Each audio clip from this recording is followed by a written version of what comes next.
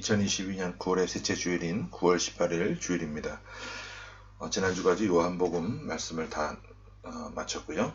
오늘부터는 새롭게 사도행전 말씀으로 준비해서 은혜를 함께 나누기를 원합니다. 오늘은 첫 번째 시간으로 사도행전 1장 1절부터 14절 말씀을 본문으로 삼아서 주님의 명령 속에 숨겨진 두 가지 비밀, 주님의 명령 속에 숨겨진 두 가지 비밀, 이런 제목으로 하나님의 말씀을 선포하기 원합니다. 신약성경 187쪽이 되겠습니다. 사도행전을 누가 기록했느냐라고 물으면 사람들이 거의 다 알죠. 거기에 벌써 답이 나와 있어요. 그죠? 누가라고 하는 분이죠. 누가는 예수님의 12제자 중에 한 사람은 아니었지만 이 사람은 특이하게도 성경 가운데 누가복음도 기록하고 사도행전도 기록한 아주 특별한 사람이었습니다.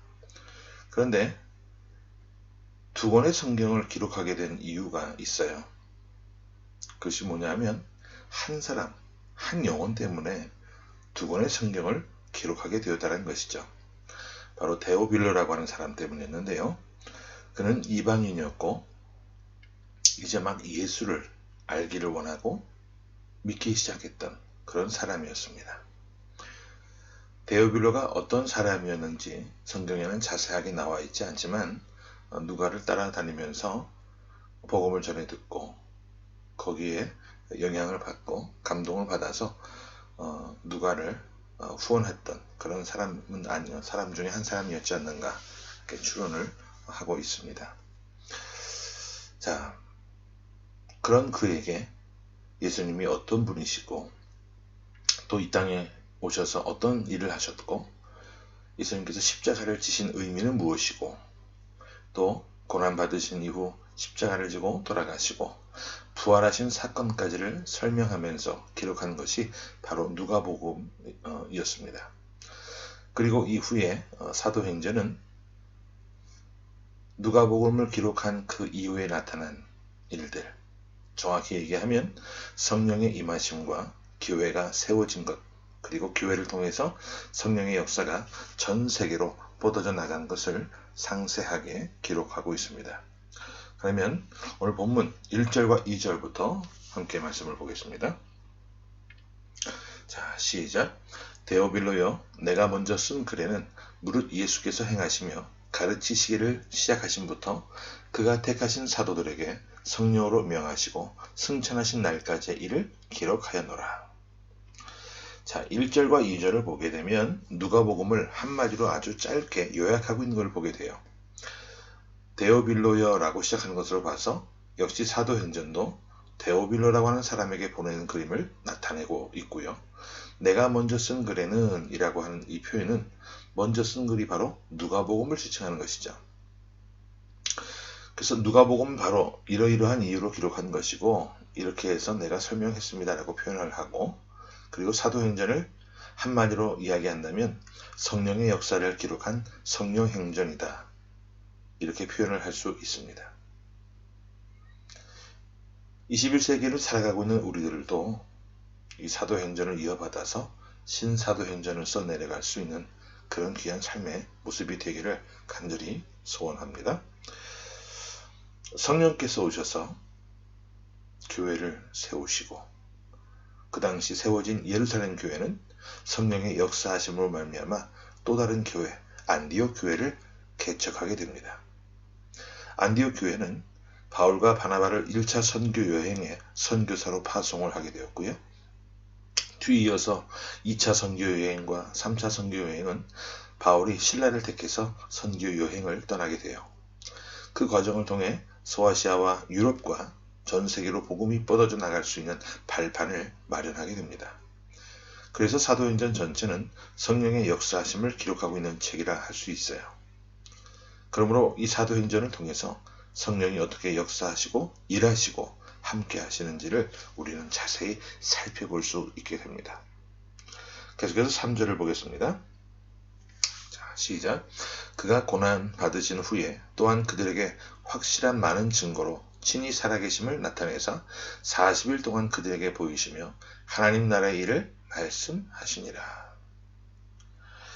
예수님께서 승천을 준비하시면서 40일 동안 하신 일을 두 가지로 기록하고 있어요.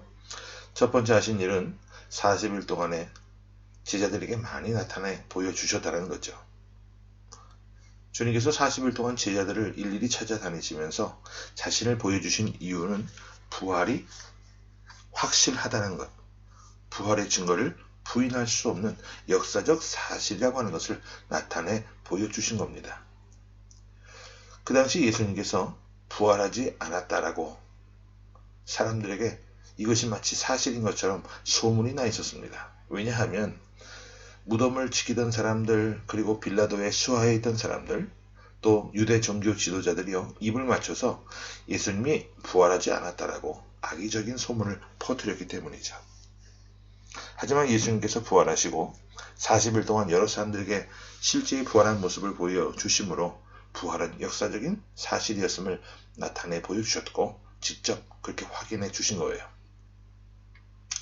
두 번째 40일 동안 주님께서 하신 일은요, 말씀을 선포하신 겁니다. 예수님께서 3년의 공생의 생활을 하시면서도 말씀하신 것이 그의 삶의 3년 동안의 그 공생의 주된 목적이었는데요. 주님은 승천을 앞두고서도 천국의 일과 하늘나라의 일, 그리고 주님께서 승천하시고 난 이후에 이 땅에서 제자들이 해야 될 일들을 하나하나 조목조목 세심하게 말씀해 주셨습니다. 주님의 하신 모든 일들은 말씀 사역으로 귀결된다라고 하는 것을 오늘 본문에서도 우리가 확인할 수 있게 되는데, 이제 그 이후에 주님께서 제자들에게 확실하게 보여주신 것이 바로 성령이에요. 성령을 기다리는 자는 어떻게 기다리냐, 거기에 대한 말씀을 또한 주시는데 4절 말씀을 보겠습니다. 시작. 사도와 함께 모이사 그들에게 분부하여 이르시되 예루살렘을 떠나지 말고 내게서 들은 바 아버지께서 약속하신 것을 기다리라. 자, 떠나지 말고 기다려라, 이런 말씀을 하셨는데, 성령을 받기 위해서 너희가 예루살렘을 떠나지 말고 아버지께서 나를 통해 약속하신 그 성령을 기다리라고 말씀하셨어요. 자, 그런데 제자들에게 예루살렘을 떠나지 말라는 이 말씀은요, 굉장한 부담이 되는 말씀이었습니다. 왜냐하면 예루살렘이 제자들에게 어떤 의미로 다가오는 도시였습니까? 제자들에게 이 예루살렘은 인간적으로 실패한 자리였습니다. 왜냐하면 제자들이 예수님을 만나러 예루살렘에 올라올 때에 그들 모두 청혼의 부푼 꿈을 가슴에 품고 올라왔어요. 우리 주님의 능력이라고 한다면 이 로마를 극복해내고 정복할 수 있다. 우리 민족을 로마의 압제에서 해방시켜 주실 분이고, 그래서 예수님께서 로마를 정복하시는 날 우리는 주님 좌우편에서 이 땅을 다스릴 것이고, 예수님은 왕이 되시고 우리는 그 이후에 한 자리씩 다 차지할 것이다 라고 그들은 나름 그런 부푼 소망을 갖고 있었습니다. 하지만 우리 주님은 그런 모습을 보여주지 않으셨어요. 오히려 제자들의 발을 씻어주셨고 가난한 사람들, 병든 자들과 함께 하시면서 그들이 볼 때 우리 예수님은 힘없이 체포당하시고 십자가에 달려 돌아가시고 말았어요. 그 모습을 본 제자들 몹시 당황스러웠을 겁니다. 그 이후에 제자들이 한 일이 무엇이죠? 숨어드는 것이죠. 숨어 지냈어요. 인간적으로 볼 때 그들은 이 예루살렘이라고 하는 도시에서 실패한 것이죠. 그런데 예수님이 승천하시면서 하신 말씀이 너희들은 예루살렘을 떠나지 말라. 이 자리를 떠나지 말고 기다려야만 성령을 받게 될 것이다. 이런 말씀을 하시는 거예요. 언뜻 보면 제자들에게는 쉽게 이해가 되지 않는 그런 말씀이었을 겁니다. 하지만 역설적으로 살펴보게 되면 이 실패한 자리가 성령이 임하는 자리고, 실패한 자리가 바로 하나님께서 우리에게 역사하시는 자리임을 우리는 확인할 수 있어요. 여러분, 모세를 한번 보세요. 모세가 이집트 왕자로 살았던 시절에 그는 인격적으로 하나님을 만난 적이 없습니다. 하지만 사람을 죽이고 미디안 광야로 도주한 상태에서 장인 이드로의 양을 치고 목축하면서 나이가 80이 되어서야 그는 하나님을 친히 만나게 되는 놀라운 경험을 하게 됩니다. 결국 실패한 자리에서 하나님을 만났던 것이죠. 이것은 오늘 우리에게도 역설적으로 다가오는 사실입니다. 평상시에는 기도하지 않았던 사람이 생업이 어려워서, 사업이 어려워서 사업 실패를 눈앞에 두고 하나님께 살려달라고 엎드려 기도하다가 하나님을 인격적으로 만나는 그런 사람들이 있어요. 인간관계의 문제 때문에 그 문제가 몹시 힘들고 어려워서 하나님께 기도하다가 하나님의 역사를 경험하는 사람들도 있고요. 몸이 아파서 병 낫기를 구하면서 기도하다가 성령 체험을 하는 사람들도 있습니다. 실패하는 자리가 영원한 실패의 자리가 아니라 인격적으로 하나님을 만나고 성령을 체험하는 능력의 자리, 역설적인 자리가 된다라고 하는 사실을 우리 모두 꼭 기억할 수 있기를 바랍니다. 오히려 역설적으로 하나님을 믿는 사람, 믿음의 사람들은요, 실패의 자리가 아니라 성공의 자리를 조심해야 합니다. 인간적으로 성공한 자리, 그 자리에서 오래 머물다 보면 오히려 그 자리가 넘어지는 자리, 실패한 자리가 될 수 있고, 오히려 성령께서 역사하시는 것이 아니라 사단이 역사하는 자리가 될 수도 있다는 거예요. 좀 전에 모세를 말씀을 드렸는데, 여러분 사도 바울을 한번 보세요. 사도 바울이 교회를 얼마나 많이 개척을 했습니까? 전 세계 방방곡곡을 선교여행 다니면서 그가 세운 교회의 수는 이루 헤아릴 수도 없을 정도입니다. 하지만 그가 세운 교회가 성장하면요, 그는 두 말도 하지 않고 교회를 떠났습니다.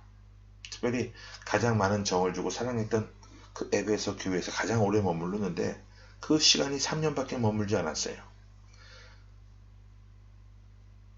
교회가 자립하면 또 다른 사람을 세우고 다른 곳으로 떠나 또 교회를 세우고, 거기서 또 교회가 성장하면 또 다른 사람을 세워놓고 또 떠나서 교회를 세우는 그런 생활을 반복했습니다.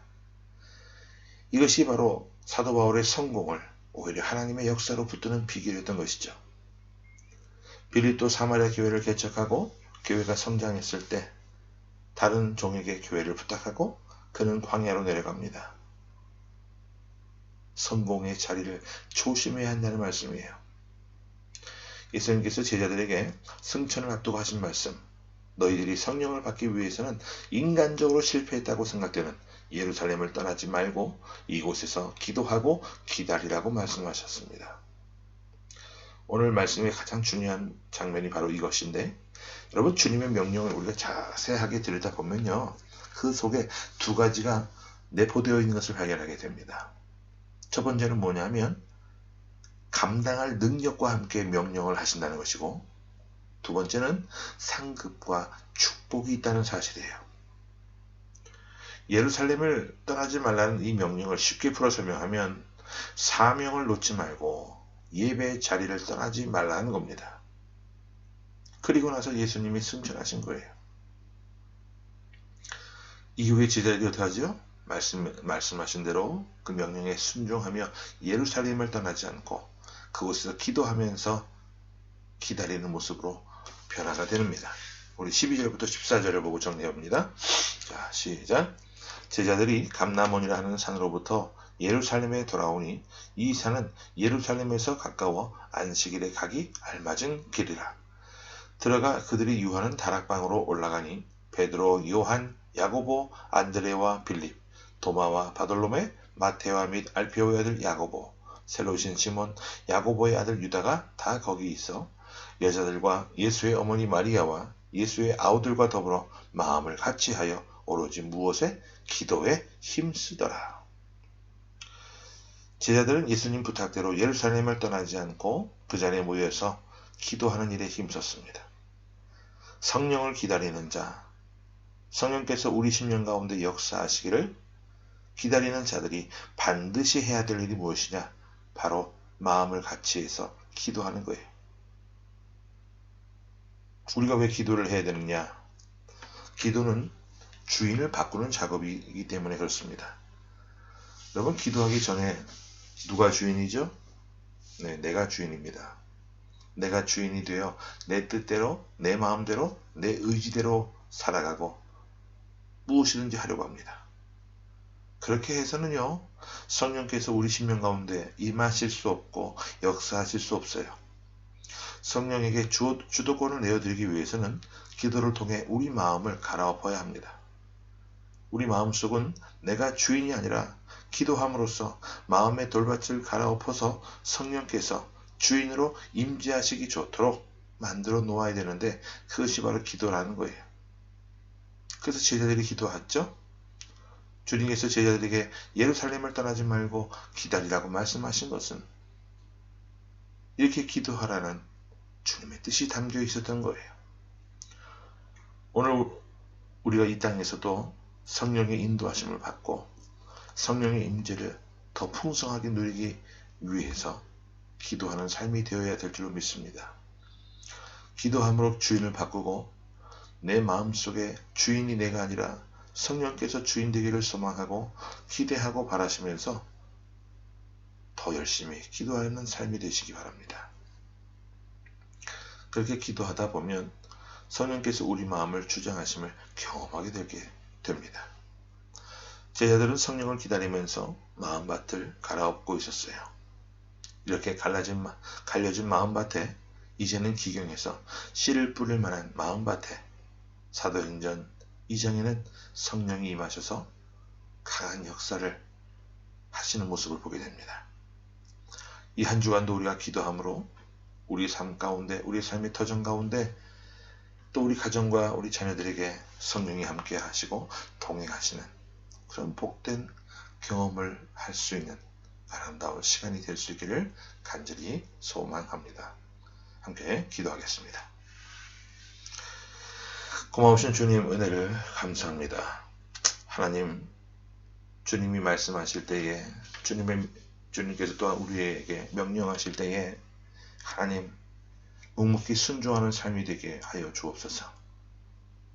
그 속에 숨겨져 있는 그 비밀을 온전히 깨닫게 하셔서 주님이 명령하실 때에는 그 명령을 감당할 수 있는 힘과 능력과 함께 주신다는 것, 또한 그것을 감당할 때 상급과 축복이 있다는 사실을 잊지 않게 하여 주시고, 사명의 자리를 놓지 않고 예배의 자리를 언제나 지켜내는 하나님, 신실한 백성들 되게 하여 주옵소서. 날마다 우리의 마음을 기경하게 하시고 갈아엎게 하셔서 성령께서 임하시고 역사하시기에 가장 좋은 그런 환경을 언제나 만들 수 있는 우리가 되게 하시고, 그런 마음 가운데 주님께서 함께 하셔서 강한 역사를 일으켜 주시는 것을 보게 하시고, 성령의 귀한 역사의 어떤 통로로, 도구로 우리의 삶이 아름답게 쓰임받는 그런 귀한 모습이 될 수 있도록 하나님 저희를 사용하여 주옵소서. 특별히 중국 땅에서 하나님이여 신앙을 지켜나간다는 것이 쉽지 않음에도 불구하고 지금까지 우리와 함께 하신 하나님 은혜를 감사합니다. 어떤 어려움과 풍파가 있다 할지라도 기뻐하며 순종하는 삶이 되게 하시고, 훗날 주님 앞에 섰을 때 잘했다 칭찬받고 인정받는 주님 품에 안길 수 있는 우리의 모습이 될 수 있도록 하나님 인도하여 주옵소서. 살아계신 예수 그리스도 이름으로 감사하며 간절히 기도하옵나이다. 아멘.